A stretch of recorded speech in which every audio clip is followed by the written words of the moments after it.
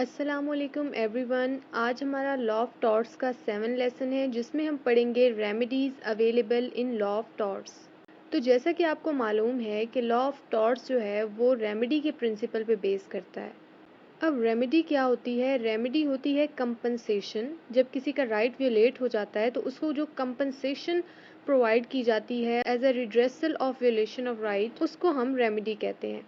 और law of torts जो है वो रेमेडीज़ ही प्रोवाइड करता है, रेमेडीज़ के प्रिंसिपल पे ही बेस करता है। जैसा कि एक लैटिन मैक्सिम है, ओबी जिस ओबी रेमेडियम, जिसका मतलब है where there is wrong there is remedy, यानी कि कोई ऐसा रॉन्ग नहीं है जिसकी रेमेडी मौजूद नहीं है।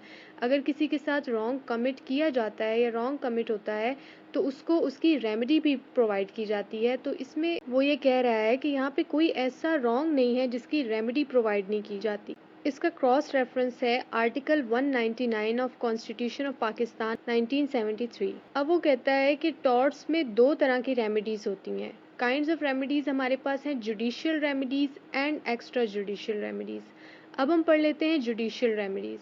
जुडिशियल रेमेडीज़ वो रेमेडीज़ होती हैं जो कि कोर्ट प्रोवाइड करता है किसी इंजर्ड पार्टी को। अगर किसी का राइट वियोलेट हो जाता है तो कोर्ट जो रेमेडीज़ प्रोवाइड करता है उनको हम जुडिशियल रेमेडीज़ कहते हैं। और इन रेमेडीज़ की डिफरेंट टाइप्स हैं, जैसा कि damages, injunctions, special restitution of property and constitutional remedy. Judicial remedy में नंबर 1 पे आता है डैमेजेस। डैमेजेस जो है वो एक मॉनिटरी कंपनसेशन है, वो पैसों की सूरत में दी जाती है। ये वो कंपनसेशन होती है जो कोर्ट डिफेंडेंट से लेके, यानी कि एक टॉर्ट फीजर से लेके किसी सफरर को या किसी प्लेंटिफ को जिसके साथ रॉन्ग कमिट किया जाता है, उसको वो कंपनसेशन जो मॉनेटरी कंपनसेशन है वो लेकर देती है, उसको हम डैमेजेस कहते हैं। यहाँ पे डिफरेंट काइंड्स हैं, जैसा कि नॉमिनल डैमेजेस हैं, स्पेशल डैमेजेस हैं, एग्जाम्पलरी डैमेजेस हैं, जनरल डैमेजेस हैं, कॉन्टेम्पचुअस डैमेजेस हैं, सब्सटेंशियल डैमेजेस हैं। नॉमिनल डैमेजेस में किसी पर्सन का लीगल राइट जो है वो इन्फ्रिंज्ड होता है, बट उसका जो रियल डैमेज है वो नहीं होता। जैसा कि हमने पिछले लेसन में एशबे वर्सेस वाइट का एक केस लॉ पढ़ा था, जिसमें प्लेंटिफ का राइट ऑफ वोट तो इन्फ्रिंज हुआ था, लीगल राइट इन्फ्रिंज हुआ था, लेकिन उसका कोई रियल डैमेज नहीं हुआ। तो ऐसी सूरत में जो डैमेजेस दिए जाएंगे, जो कंपनसेशन दी जाएगी, उसको हम नॉमिनल डैमेजेस कहेंगे। नेक्स्ट हमारे पास है स्पेशल डैमेजेस। ये वो डैमेजेस होते हैं जो पर्टिकुलर सर्कमस्टेंसेस में कोर्ट डिसाइड करती है और आफ्टर द ट्रायल वो डैमेजेस जो हैं वो डिफेंडेंट से प्लेंटिफ को लेके देती है। मिसाल के तौर पर जब कोई एक्सीडेंट हो जाता है तो ऐसी सूरत में जितने भी हॉस्पिटल के बिल्स होते हैं, जितने भी ट्रीटमेंट के लिए जितना खर्चा आया हुआ होता है, तो वो कोर्ट जो है वो डिफेंडेंट से लेके प्लेंटिफ को देती है। वो होते हैं स्पेशल डैमेजेस। नेक्स्ट हमारे पास है एग्जाम्पलरी डैमेजेस। एग्जाम्पलरी डैमेजेस तब डिसाइड किए जाते हैं जब एक सीरियस नेचर का टॉर्ट कमिट होता है, जहाँ पे बदनीयती पाई जाती है किसी रॉन्ग डोर की। जनरल डैमेजेस जो हैं वो जनरल रेपुटेशन के केसेस में अवॉर्ड किए जाते हैं, जहाँ पे नॉन पिक्यूनरी लॉस होता है, जहाँ पे कोई माली नुकसान नहीं होता। जैसे कि रेपुटेशन है, किसी की अगर इज्जत पे हर्फ आ जाता है तो उसमें कोई माली नुकसान नहीं होता। और ये जो डैमेजेस हैं वो फॉर्मली डिसाइड किए जाते हैं बाय द कोर्ट्स। नेक्स्ट है कॉन्टेम्पचुअस डैमेजेस। ये वो स्मॉल अमाउंट ऑफ डैमेजेस है जो इस सूरत में अवॉर्ड की जाती है जब कोर्ट को लगता है कि ये जो केस है ये अदालत में आना नहीं चाहिए था, ये वेस्ट ऑफ टाइम है। मिसाल के तौर पर अगर मिस्टर ए का कुत्ता जो है वो मिस्टर बी के घर में एंटर हो जाता है और मिस्टर बी इस बेसिस के ऊपर कि इसने trace pass of house commit किया है और मिस्टर ए का जो है अपने कुत्ते पे कोई कंट्रोल नहीं है, ये फेल हो गया है, तो इस बेसिस पे अगर वो केस फाइल कर देता है, बेशक मिस्टर बी जो है वो टेक्निकली इंटाइटल है डैमेजेस के, उसको डैमेजेस मिलने चाहिए, लेकिन अगर कोर्ट को ये लगता है कि ये बहुत मामूली मसला है जो कि अदालत में लाया गया है और ये अदालत का वक्त ज़ाया कर रहा है, तो उस सूरत में very nominal amount of compensation जो प्लेंटिफ को प्रोवाइड की जाती है उसको कॉन्टेम्पचुअस डैमेजेस कहते हैं। नेक्स्ट हमारे पास है सब्सटेंशियल डैमेजेस। ये डैमेजेस उस सूरत में प्रोवाइड किए जाते हैं जहाँ पे प्लेंटिफ का कोई एक्चुअल लॉस कर दिया जाता जहाँ पे उसका कोई माली नुकसान कर दिया जाता है। है, यानी कि अगर उसकी कोई चीज़ तोड़ दी गई है, ख़राब कर दी गई है और उसकी मार्केट वैल्यू जो है वो कम हो गई है, तो उस सूरत में जो वो एक्चुअल लॉस हुआ है उसकी कंपनसेशन जो दी जाती है उसको हम सब्सटेंशियल डैमेजेस कहते हैं। नंबर 2 पे जो जुडिशियल रेमेडी हमारे पास है वो है इंजंक्शंस।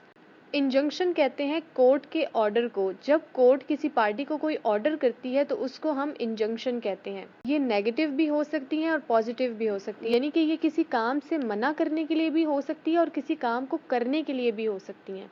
क्रॉस रेफरेंस इसमें है सेक्शन 52 से लेके section 57 of specific relief act 1867। Kinds of injunctions हम देख लेते हैं। परमानेंट इंजंक्शंस हैं, टेम्परेरी इंजंक्शंस हैं, प्रोहिबिटरी इंजंक्शंस हैं एंड मैंडेटरी इंजंक्शंस हैं।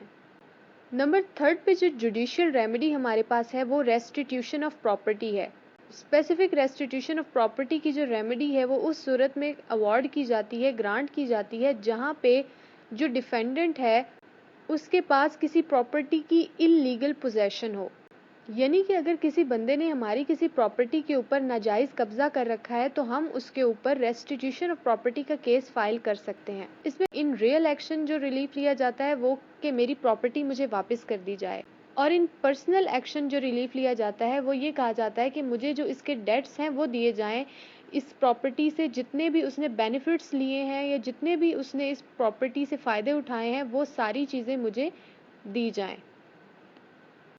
और इन मिक्स्ड एक्शन में हम डेट्स भी मांग सकते हैं और उस प्रॉपर्टी को भी मांग सकते हैं। यानी कि अगर हमारी प्रॉपर्टी पे किसी बंदे ने कब्जा कर लिया और उसको आगे रेंट आउट कर दिया तो हम जो सूट करेंगे वो रेस्टिट्यूशन ऑफ प्रॉपर्टी के लिए तो होगा ही होगा कि हमें अपनी प्रॉपर्टी वापस चाहिए, और साथ उसने जो उससे किराया वसूल किया था या जो भी फ़ायदे उसने उस प्रॉपर्टी से उठाए थे वो सारे बेनिफिट्स या प्रॉफिट्स भी हम क्लेम कर सकते हैं। नंबर 4 पे जो जुडिशियल रेमेडी हमारे पास है वो कॉन्स्टिट्यूशनल रेमेडी है। ये वो रेमेडी है जो आर्टिकल 199 में हमें हमारे कॉन्स्टिट्यूशन ने प्रोवाइड की है, जो कि रिट है, जिसमें हम किसी के खिलाफ रिट फाइल कर सकते हैं against the commission of tort. 5 kinds हैं रिट की। Number 1 prohibitory, number 2 mandamus, number 3 habeas corpus, number 4 certiorari, number 5 quo warranto. दूसरी काइंड जो रेमेडी की है वो है extra judicial remedies. Extra judicial remedies वो होती हैं जो आउटसाइड द कोर्ट अवार्ड की जाती हैं, जिसमें कोर्ट का कोई अमल दखल नहीं होता। इसमें वो कहता है कि extra judicial remedies are those which are available to injured person in certain cases by his own act alone. यानी कि वो अपने ही किसी अमल से खुद से ही अपनी इंजरी के लिए कोई कंपनसेशन ले लेता है या कोई रेमेडी ले लेता है। इसमें डिफरेंट काइंड्स हैं एक्स्ट्रा जुडिशियल रेमेडीज की, जिसमें नंबर 1 है सेल्फ हेल्प। इसमें वो कहता है कि it is extra judicial remedy a man has right to defend his own life and property and use a reasonable force for defence.